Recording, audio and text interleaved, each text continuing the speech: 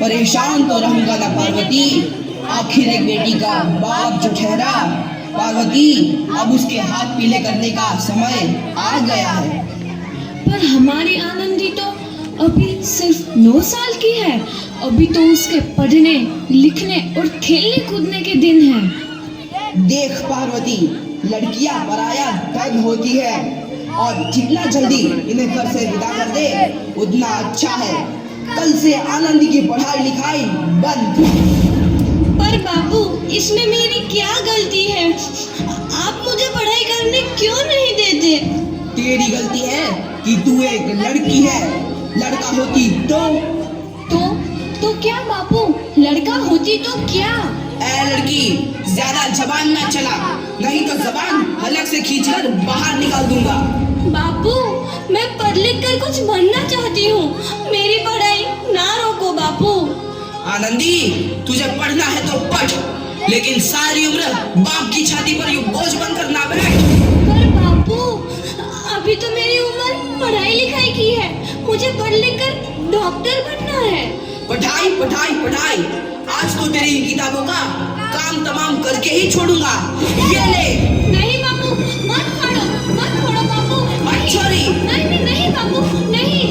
बाबू, ये तुमने क्या किया? तुमने मेरी इन किताबों को ही नहीं फाड़ा बाबू, मेरी किस्मत फाड़ दी, मेरी किस्मत। ये कॉपी किताबें ना सिर्फ छोरों के हाथ में अच्छी लगती है, लड़कियों के हाथ में तो सिर्फ मेहंदी अच्छी लगती है, मेहंदी। पर बापू, मैं लड़की हूँ तो क्या हुआ? लड़का और लड़की तो हमारी दोनों आंखों के समान होते हैं। चुप कर आनंदी, और यह एहसान मान कि अब तक जिंदा है तू। कहीं बचपन में गला दबाकर मार दिया होता तो यह तेरी बकबक नहीं सुननी पड़ती आज। पर बापू, मुझे चूल्हा जलाना अच्छा ना लगे है। देख छोरी, जितना जल्दी हो तू चूल्हा जलाना सीख ले, उतना ही अच्छा है तेरे लिए। और हाँ, तेरा ब्याह तो होगा, वो भी कल के कल। अबला जीवन है तुम्हारी यही कहानी। आंचल में है दूध और आंखों में है पानी। मुझे माफ कर दे बेटी, तेरे बापू के जिद के आगे मेरी एक न चलेगी। माफ कर दे बेटी, मुझे माफ कर दे।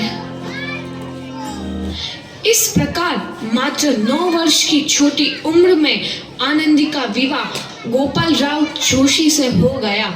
बाल विवाह एक सामाजिक कुरीति है और इस कुप्रथा का शिकार होना पड़ा आनंदी को। 5 वर्ष बाद आनंदी 14 साल की हो गई है। उसके घर एक शिशु ने जन्म लिया है। देखते हैं आगे क्या हो। देखिए ना, इसे क्या हो गया है? इसका माथा तो अंगार की तरह तप रहा है। इसे तो बहुत तेज बुखार है। आप बिना कुछ भी बोलते हैं, दीजिए मुझे। माधव, जल्दी से वैद्य जी को बुला के लाओ। जी, अभी बुला के लाता हूँ। ये तुम क्या कर रही हो आनंदी? भगवान की विभूति लगा रही हूँ। बस करो आनंदी, ये सब अंधविश्वास है। अरे आप यकीन तो कीजिए, भगवान की कृपा से इसका माथा ठंडा हो रहा है और बुखार भी उतर गया है ना बाबू? देखिए, दीजिए मुझे। उठो बाबू, आंखें खोलो, तुम्हें तुम्हारी माँ बुला रही है। आंखें खोलो, देखिए ना इसे क्या हो गया है। आंखें भी नहीं खोल रहा। आंखें खोलो बेटा। आप चुप क्यों है? आंखें खोलो बेटा, आंखें खोलो। आनंदी, हमारा बेटा कभी आंखें नहीं खोलेगा। नहीं, ऐसा नहीं हो सकता। मेरे बेटे को मुझसे कोई नहीं छीन सकता, कोई नहीं छीन सकता। पागल मत बनो आनंदी। माधव,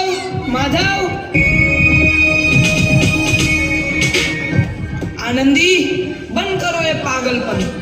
भगवान ने मेरा बच्चा छीन लिया। भगवान ने नहीं, तुम्हारी अशिक्षा और अंधविश्वास ने तुम्हारा बच्चा छीना है। अगर तुम पढ़ी लिखी होती तो आज हमारा शिशु जीवित होता। तुम अनपढ़ थे आनंदी, अनपढ़। नहीं, अब मैं अनपढ़ नहीं रहूंगी। नहीं रहूंगी मैं अनपढ़। मैं पढ़ूंगी ताकि कल किसी और आनंदी को इलाज के अभाव में अपना बच्चा ना खोना पड़े। शाबाश आनंदी, और यही तुम्हारे अपराध के लिए प्रायश्चित भी है।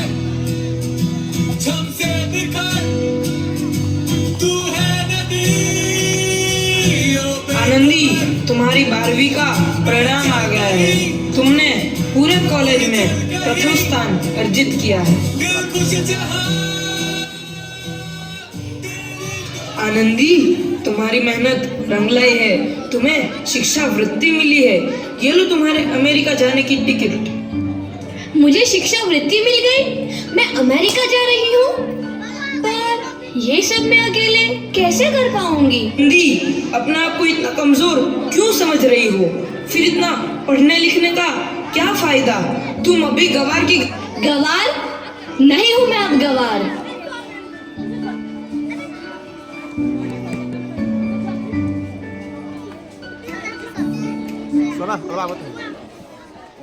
इस प्रकार 7 अप्रैल 1883 को आनंदी अमेरिका के पेंसिल्वेनिया के लिए रवाना हुई और 3 साल बाद उन्होंने डॉक्टर ऑफ मेडिसिन की उपाधि प्राप्त कर ली। इधर आनंदी के पिता की तबीयत बहुत खराब है। आगे क्या होता है देखते हैं। लगता है अब मेरे जाने का समय आ चुका है। अब मैं नहीं बचूंगा। ऐसा मत बोलो। शहर के सिटी हॉस्पिटल में अमेरिका से डिग्री लेकर कोई बड़ा डॉक्टर आया है। एक बार वहां चलकर दिखा लेते हैं। हाँ, सही बोला भैया। कम से कम दिल को तसल्ली तो मिल जाएगी। हाँ हाँ, चलो चलो जल्दी हॉस्पिटल चलते हैं।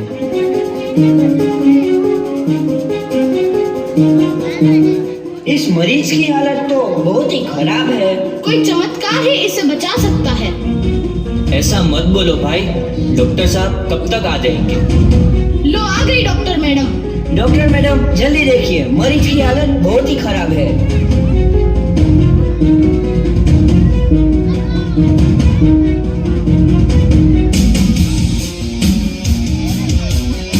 अब आप बिल्कुल ठीक हैं।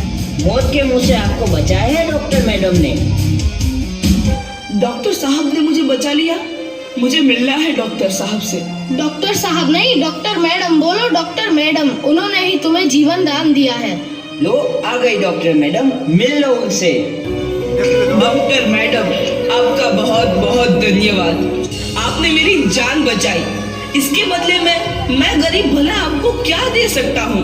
वचन, वचन चाहिए मुझे कि कभी ये नहीं कहोगे कि लड़कियां कुछ नहीं कर सकती। वचन? ये कैसा वचन? अरे श्यामलाल, तुमने पहचाना नहीं? तुम्हारी बेटी आनंदी। आनंदी? मेरी बेटी आनंदी डॉक्टर? हाँ बापू, वही आनंदी जिसके लिए बचपन में तूने चूल्हा और दूल्हा के अलावा कुछ नहीं सोचा था। आनंदी, आनंदी मेरी बेटी, मुझे माफ कर दे। मैं तेरा गुनहगार हूँ बेटी। नहीं नहीं बापू, वही आनंदी जिसके हाथ पीले करके तुम उसकी सारी जिंदगी काला कर देना चाहते थे। माफ कर दे मुझे मेरी बच्ची, माफ कर दे। मैं तेरा अपराधी हूँ मेरी बच्ची, माफ कर दे। नहीं बापू, मैंने तो तेरा एहसान चुकाया है। याद है ना अपना एहसान जो बचपन में तुमने मुझ पर किया था? ताने सुना सुना कर जीते जी मार डाला था मुझको। अब बोल, और किस किस को मारेगा? आनंदी बेटी, मुझे माफ कर दे मेरी बच्ची। मैं तेरा गुनहगार हूँ। बापू, आपने ही तो बोला था किताबें सिर्फ बेटों के हाथ में अच्छी लगती है, बेटियों के हाथ में तो सिर्फ मेहंदी। बेटों और बेटियों में फर्क करना तो आंखों में फर्क करने समान है। एक का पढ़ना और दूसरे का ना पढ़ना सामाजिक अंधकार है बापू, सामाजिक अंधकार। उपकार मांगता हूँ मैं तुझ जैसी बेटी का, जिसने सारी उम्र मुझसे कुछ ना मांगा तो सिर्फ बराबरी का दर्जा। वरना सच तो यह है कि मैं तेरी माफी के लायक भी ना हूँ। मुझ जैसा बाप तेरी बराबरी कर सके उसके मैं लायक भी ना हूँ मेरी बेटी, मैं लायक भी ना हूँ। अपने बापू को क्या माफ नहीं करोगी आनंदी? माफ कर दो आनंदी, माफ कर दो। सुबह का भूला यदि शाम को घर लौट आए तो उसे भूला नहीं कहते। बापू।